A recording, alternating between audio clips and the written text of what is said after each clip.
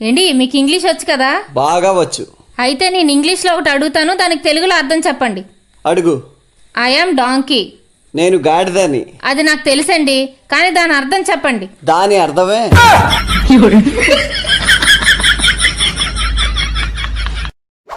ఏంటి మీరు బాగుండాలని నేను ఉపవాసం ఉన్నానండి.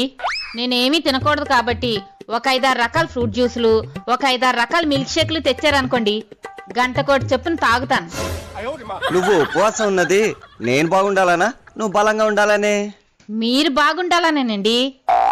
రోజు నాతో గొడవాడతావు, మళ్ళీ నేను బాగుండాలని ఉపవాసం ఎందుకు పెడుతున్నావే? మీరు బాగుంటేనే కదా నేను మీతో గొడవాడగలను. కోపంగా చూసిన చాలు, జ్యూస్ మాత్రం చక్కగా తీసుకురండి. ఏంటి మా ఫ్రెండ్ మీతో మాట్లాడుతుందంట. హలో అన్నయ్య, బాగున్నావా? బాగున్నాను చెల్లి, నువ్వెలా ఉన్నావమ్మా? నేను బాగున్నాను అన్నయ్య. అన్నయ్య, మీ ఆవిడ చాలా మంచిది. Wrong number.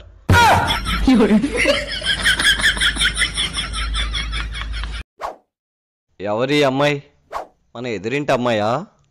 కాదండి, నాకు పేలు చూడడానికి ఆన్లైన్లో బుక్ చేశాను.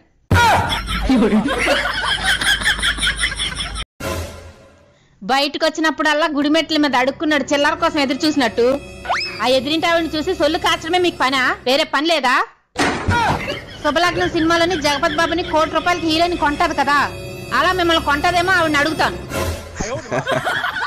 నువ్వు ₹1,00,00,000 దాకా వెళ్ళిపోయావు, ఆవిడ నన్ను ₹10 కూడా కొందే. మీకు అర్థమైంది కదా మీ విలువేంటో. లోపలికి పదండి. మా ఎదురు బిల్డింగ్ లో ఏదో ఆఫీస్ పెడుతున్నట్టున్నారు, ఇక రోజు కలరింగ్సే కలరింగ్స్. ఏంటండి అంత హ్యాపీగా ఉన్నారు? మన ఎదురు బిల్డింగ్ లో ఏదో ఆఫీస్ పెడుతున్నట్టున్నారు. ఆఫీస్ కాదండి, ఓల్డ్ ఏజ్ హోమ్. సార్, ఏమైనా పాత సామాన్లు ఉన్నాయా? కొంటాను.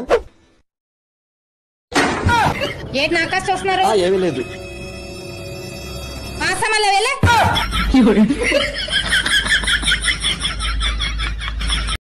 వస్తే మా ఆఫీస్ లో 10 మంది కలిసి 4 రోజుల కోసం అలా టూర్ వెళ్తున్నాం. 10 మంది కలిసి 4 రోజుల కోసం టూర్ వెళ్తున్నారు. అందులో ఆడాళ్ళు ఎంతమంది ఏంటి? 9 మంది.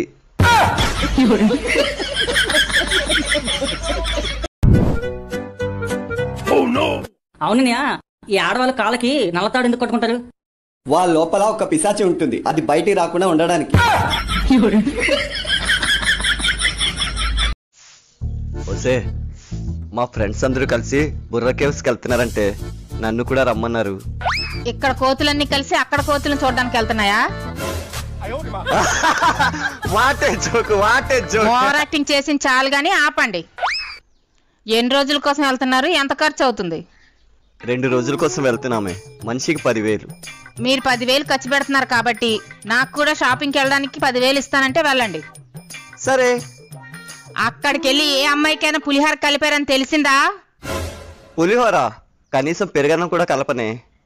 కలిపారని తెలిసిందనుకోండి, కారం అన్నం కలిపి ఎక్కడ కుక్కాలో అక్కడ కుక్కేస్తాను.